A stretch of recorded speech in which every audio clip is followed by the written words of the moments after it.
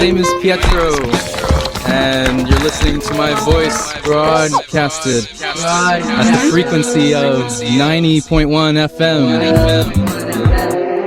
Coming to you from Burnaby, CJSF.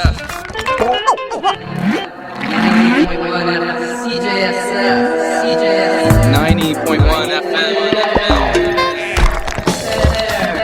Hello there. Talk to you later.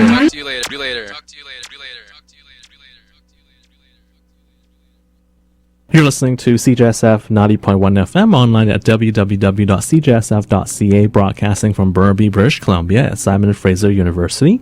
This is KPWE with another edition of This Week in BC Minor League Sports. And during this half-hour show today, we'll recap some action from SFU athletics and look at some major midget hockey involving some BC teams. So once again, lots to cover in this weekly sports recap program this morning, so let's get to it. Now, we've been focusing a lot on hockey during the show, but this time let's first take a look at SFU men's golf. On Monday, the Simon Fraser University men's golf team was named the Great Northwest Athletic Conference Team of the Week.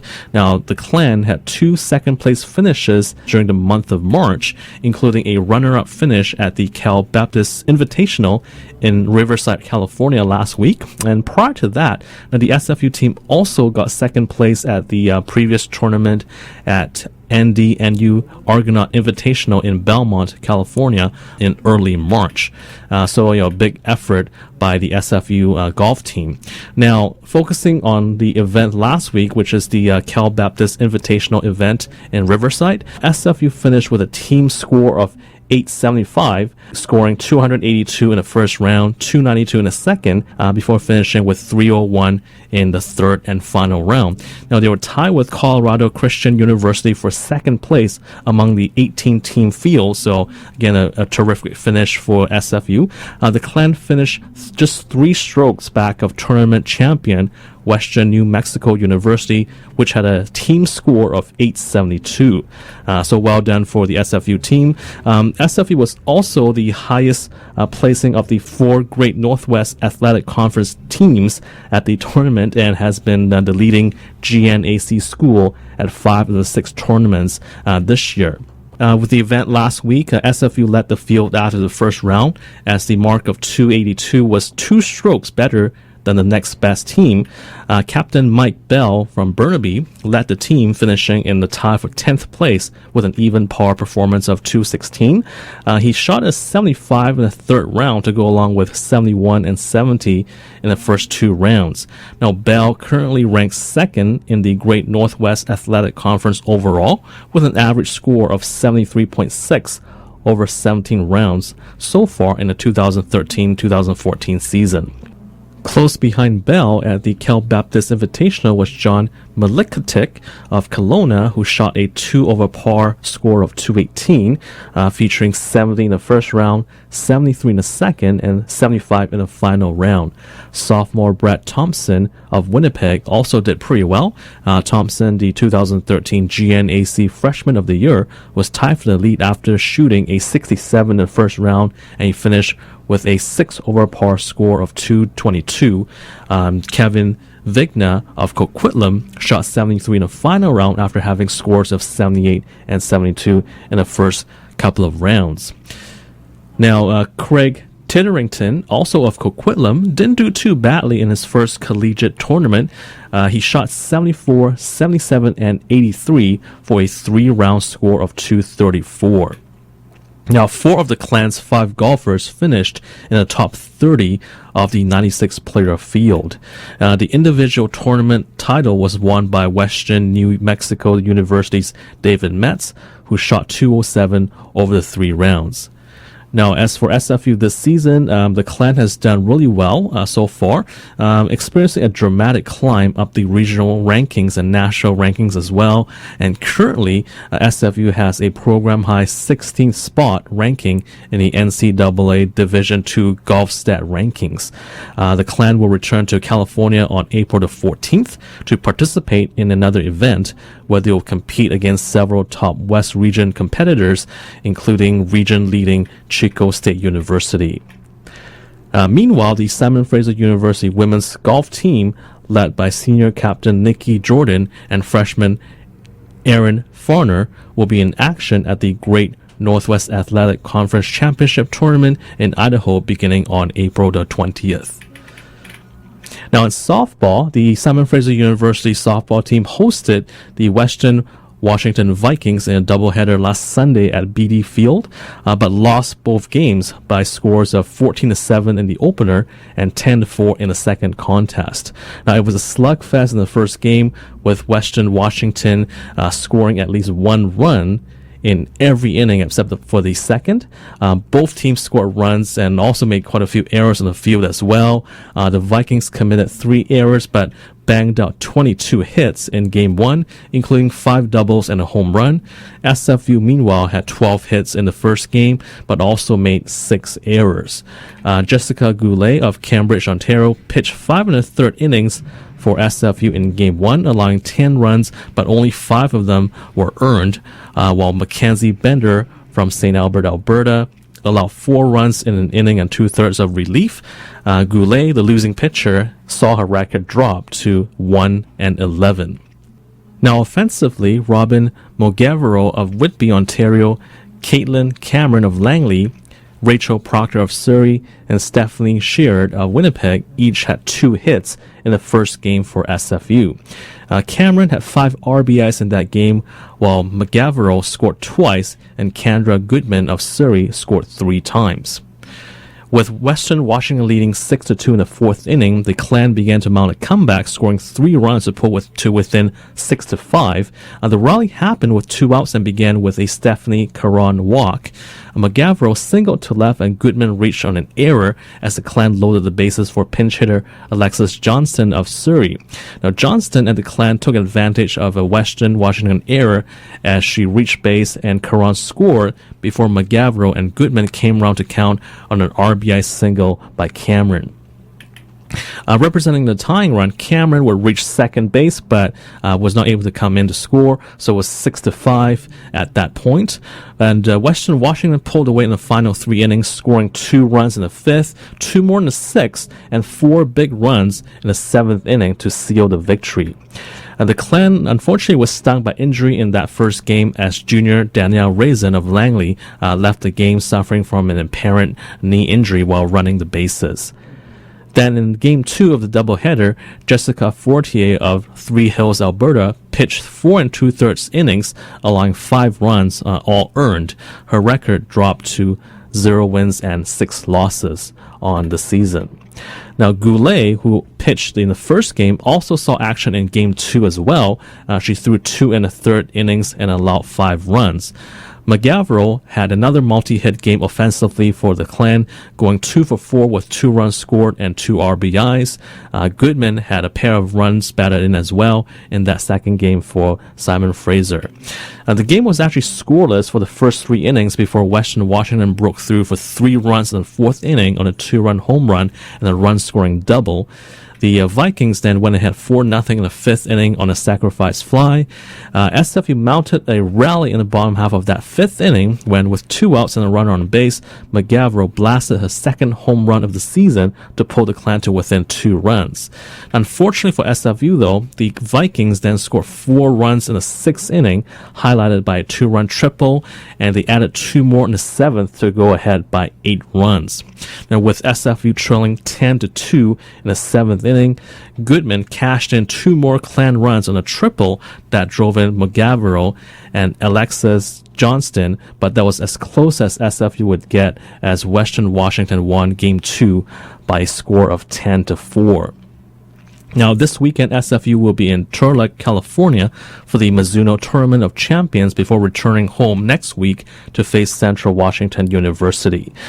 And, for all information and updates, of course, you can go to athletics.sfu.ca. That's athletics.sfu.ca if you like more information about SFU athletics. Now, turning to minor turning to major midget hockey, I should say, we've been focusing a lot on how the Vancouver Northwest Giants and the BC Major Midget League had been a dynasty since they had won 5 consecutive league championships before losing to Okanagan in this year's final. But the Red Deer Optimus Chiefs are the equivalent of that in the Alberta AAA Midget Hockey League. Now, coming into this season, Red Deer had won 4 straight league championships, and they are the current 2-time defending national midget AAA champions, winning the TELUS Cup in 2012 and 2013. Now, during the last couple of weeks, Red Deer took on Lloydminster, that's the Lloydminster Baker Hughes Bobcats in the league finals. For the Alberta AAA Midget Hockey League, they play best of 5 series, which is different from the BC Major Midget League because they have best of 3 series during the playoffs, so more games, more excitement, you can say, for the Alberta leagues. Now, so for the Alberta Midget Hockey League, their finals took 2 weeks to complete. Red Deer and Lloydminster were the top teams in the league during the regular season. Both teams finished with 50 points, and they were in a 3-way tie for first place. During the regular season, Red Deer had a record of 22 wins, 7 losses, and 6 ties, while Lloydminster won 23 games, lost 8, and had 4 ties. So it was fitting to see these two clubs in the league finals. In Game 1 on Friday, March 21st, Red Deer won 2-0 with Jaden Sittler picking up the shutout for the Optimus Chiefs, and Lane Bensmiller getting the winning goal late in the first period. 2 days later, Lloydminster tied the series of a 4-2 win, with Matt Nielsen getting the game winner midway through the second period. In Game 3 on Tuesday night, March 25th, Red Deer went ahead 2-1 with a 4-3 win in overtime in what was a pivotal game. Now, Lloydminster actually led 2-1 after 2 periods, but Red Deer tied things up. Lloydminster then took a 3-2 lead, but Jeffrey DeWitt sent the game into overtime with a tying goal with 4 minutes and 37 seconds left in regulation. So a clutch goal there by Jeffrey DeWitt. Jordy Lawson then won it for Red Deer with 8 minutes left in the first overtime period. The Optimus Chiefs then wrapped up the series on Thursday the 27th with a 4-0 victory, winning the series 3-1. In that final game, the Chiefs were ahead 1-0 in the first period before Tyler Steenbergen scored with only 11 seconds to go. Quinton Greenwood made it 3-0 with just under 6 minutes left in the second period. And then Brad Makofka added an empty net goal in the final minute of regulation for the Chiefs. It was the second straight season that the Red Deer team had clinched the Alberta League Championships with a shutout in the final game. Now, Red Deer now takes on the BC Major Midget League's Okanagan Rockets in the best-of-3 Pacific Regional Championships that began last night. All of the games are being held at the Red Deer Arena, with Game 2 going tonight. And the winner of the series advances to the National Midget Championships, also known as the TELUS Cup, which takes place from April 21st to the 27th in Moose Jaw, Saskatchewan. So we'll definitely be rooting for Okanagan, the representatives from BC, to get there. Now, I mentioned earlier that Red Deer has won the last 2 national championships.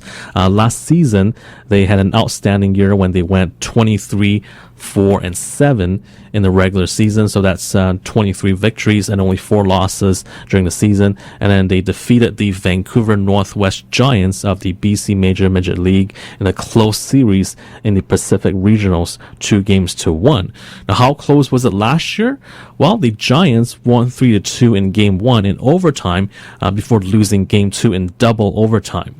Red Deer then won the regionals with a 3-2 victory in game number 3. So that was last year with 3 very close games. Could the Okanagan Rockets, this year's BC team, knock off Red Deer? Well, we will find out and we'll recap that next week. Now, taking a look now at BC Female Midget AAA Hockey, which is a league that has 15 to 17-year-old female players. The Fraser Valley Phantom is taking on the Thompson Okanagan Rockets in a best-of-3 league finals this weekend. The series actually started last night on Friday and will resume tonight at the Langley Sportsplex. Now, during the regular season, Fraser Valley was the top team in the league with a record of 22 wins, 1 loss, and 7 ties in 30 games. Thompson Okanagan, meanwhile, finished third with a record of 14 wins, 12 losses, and 4 ties. Now, if you're attending the game tonight at the Langley Sportsplex, now some players to watch are as follows. Number 20 on the Fraser Valley Club, the Shannon Morris Reddy of Port Coquitlam. She plays again for Fraser Valley. Last week, she was named Female Midget AAA Player of the Month for February after she recorded 6 goals and an assist in 4 games that month. Again, that's number 20 for the Phantom, Shannon Morris Reddy. She also won the scoring title in the regular season with 27 goals and 38 points in 30 games. Shannon's teammate on the Fraser Valley Phantom Club, number 19, Kirsten Martin, was second in the league in scoring with 35 points in 30 games. Another Fraser Valley player to watch would be number 18, Chelsea Wilson, who had 14 goals in 26 games, as well as number 5, Mackenzie Wong, who finished the regular season with 14 goals in only 20 games played this season. Now, meanwhile, on the Thompson Okanagan side, number 15, Danielle Butler, is their leading scorer with 25 points in 30 games this season. Butler actually finished tied for third in the league scoring during the season. Also with a strong season for the Rockets, number 11, Olivia Como, with 22 points in 29 games. Now, I should mention number 15, Danielle Butler of the Thompson Okanagan Rockets. She's actually leading the playoff scoring race with 8 points in 5 games. Of course, the Rockets have played more games than the other clubs, but she is at the top of the scoring race for the playoffs with 4 goals and 4 assists in 5 games. Kirsten Martin of the Phantom, who I just mentioned a brief moment ago, is second in the league in playoff scoring with 3 goals, 3 assists for 6 points in 3 games played during the playoffs. So some players to watch if you're at the game tonight. And of course, if necessary, game 3 goes on Sunday, also at the Langley Sportsplex. Now, some information about the Female Midget AAA League.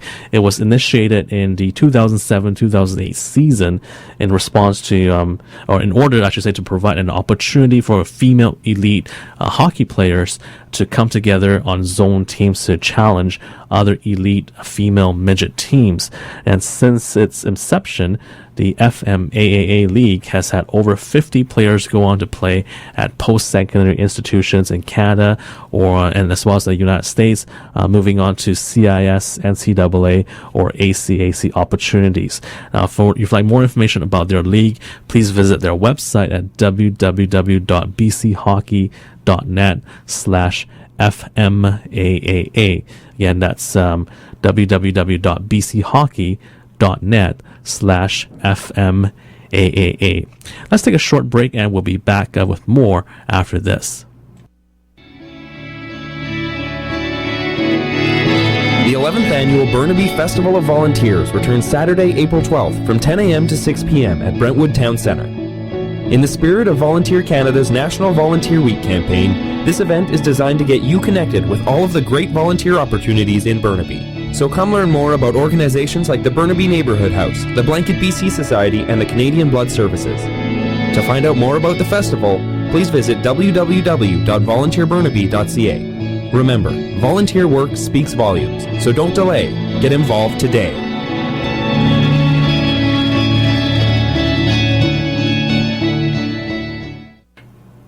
And here's another public service announcement. If you are looking for some job interview skills as well as a way to self-market yourself, there is a workshop at the Burnaby Public Library, the Job Interview Skills and Self-Marketing Workshop, happening on Thursday, April the 10th. That's from 1:30 to 3:30 p.m. Again, that's Thursday, April the 10th from 1:30 to 3:30, and this is at the Metrotown Public Library in Burnaby.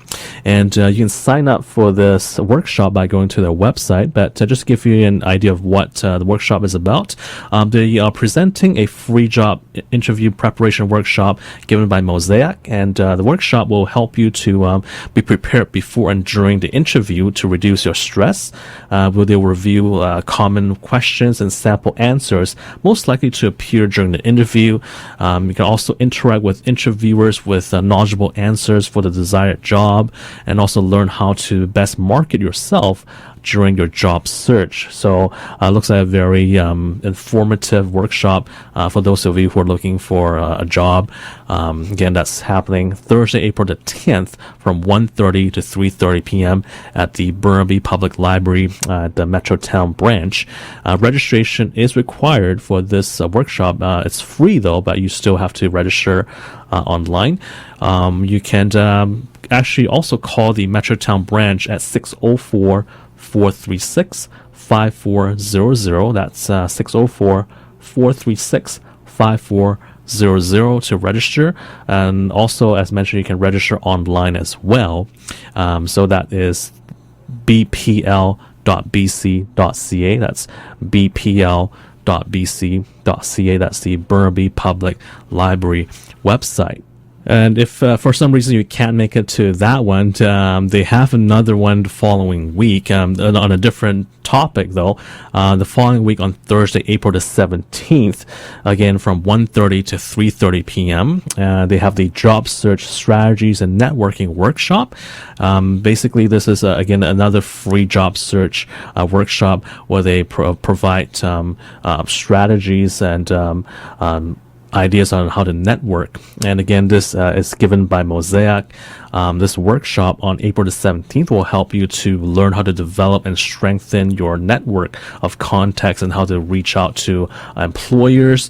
Also, you can learn the process of building relationships and having the right connections that can help open doors for future employment opportunities for you, and also help to identify sources of potential job leads and increase the visibility and credibility within your field. Again, you are required to register for this workshop. It is a free workshop, though. Just again, call the Metrotown branch at 604-436-5400, 604-436-5400, or once again, you can register online at bpl.bc.ca. That's bpl.bc.ca. And obviously, if I was looking for a job, I would sign up for this one of these two workshops, because I think they would be providing very valuable information for job searchers, and it's free. So definitely do check those out. Now, for those of you who are, I guess, wondering how to write resumes, how to do cover letters, they do have a workshop as well, but that's happening in May. So I will give you the announcement of that later on in future shows, because it's that workshop for resumes and cover letters won't be happening till May. So I'll give you some notice about that in future programs. But obviously, you can go to their website and take a look at the dates of all of their upcoming events, and sign up for one of these and learn something to help yourself with your career and with your job search. And one final piece of announcement here, and this again is another event happening at the library, but this is at the Richmond Library. If you are an aspiring or established writer but need help with marketing your work, author Anthony Dalton can help you. Dalton is partnering with the Richmond Public Library to offer a free workshop titled Marketing and Promotion for Riders, and this is happening on April the 16th from 7 p.m. to 8:30 at the Richmond Library Brick House branch, and this is at 7700 Mineral Gate. To register, please visit any branch of Richmond Public Library. Call 604-231-6413. That's 604-231-6413, or register online at www.yourlibrary.ca. That's www.yourlibrary.ca/PROGS. That's www.yourlibrary.ca/PROGS. And again, this is a workshop happening on April the 16th from 7 to 8:30 p.m. And again, if you're a writer, whether you are an aspiring or established writer, but you need help with marketing your work, this is a valuable workshop for you to attend. Again, it's free, and will be happening at the Richmond Public Library at the Brick House branch. Again, for more information, you can call them at 604-231-6413. You're listening to This Week in BC Minor League Sports. Now, taking a look at SFU lacrosse action. And going into the 3-game road trip in Arizona in late March, the SFU clan had a record of 7 wins and 1 loss on the season. During this road trip, they lost for just the second time this year, losing to top-ranked Arizona State. Here's a recap of the action.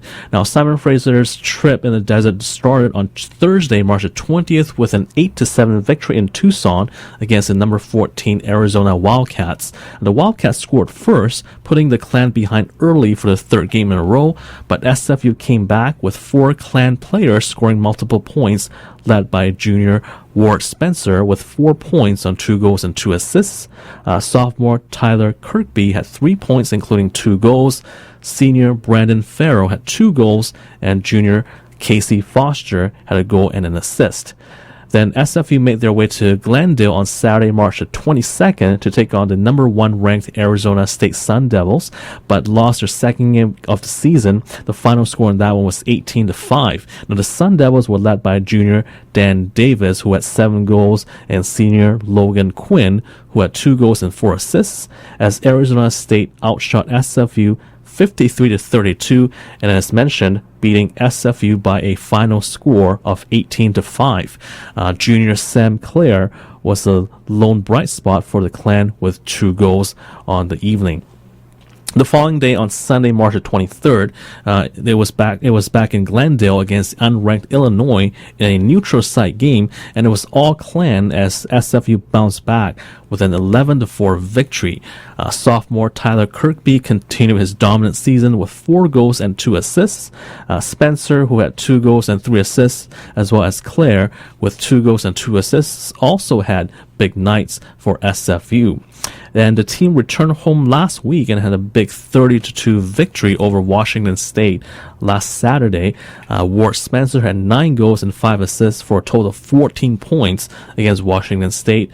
Tyler Kirkby had 7 goals and 3 assists for the clan in that one, and Sam Clare had another big night with 3 goals and 1 assist.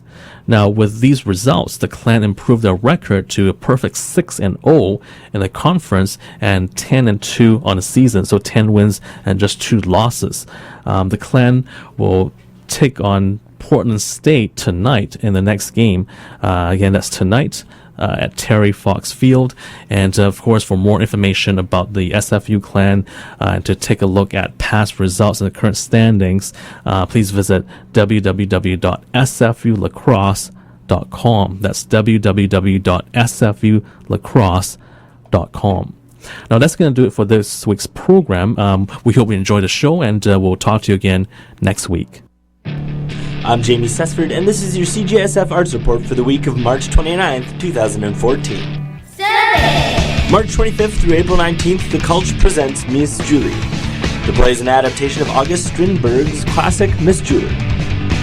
This new adaptation, directed by the internationally renowned Yale Farber, explores issues of post-apartheid South Africa. Tickets are $31, and the show will be at the Historic Theatre, off of 1895 Venables Street. The Russian Hall provides space for Coverman, a girls' rock camp Vancouver fundraiser. is the second annual evening of covers in which female-identified musicians from the Vancouver scene play tunes from their favorite female artists. This is an all-ages event that gets underway at 8 p.m. $10 at the door. The Burnaby Art Gallery is celebrating the recent acquisition of significant First Nations prints from the 1970s and early 80s until April 6th. The gallery opens at 10 a.m. till 4 p.m. on Tuesday through Friday and 12 p.m. to 5 p.m. on Saturdays and Sundays. On until May 20th, the North Vancouver Arts Council presents Margaret Hayward at Lynn Valley Main Library on 1277 Lynn Valley Road in North Van. This is from 8 p.m. to 9 p.m. throughout the week. The show centers on Margaret's vision and style and exploring both the message and the medium to the influence of nature as she employs it in her oil paintings. For your CJSF Arts Report, I'm Jamie Sessford. Are you interested in a career in organic farming? Seeking a mentor to help guide you on your way? Want to apprentice with someone experienced to learn what it's really all about? Apply now to the Atlantic Canadian Organic Regional Network's new Grow a Farmer Apprenticeship and Mentorship Program and work with an amazing group of organic farms throughout the Maritimes. For full details, please visit www.growafarmer.ca.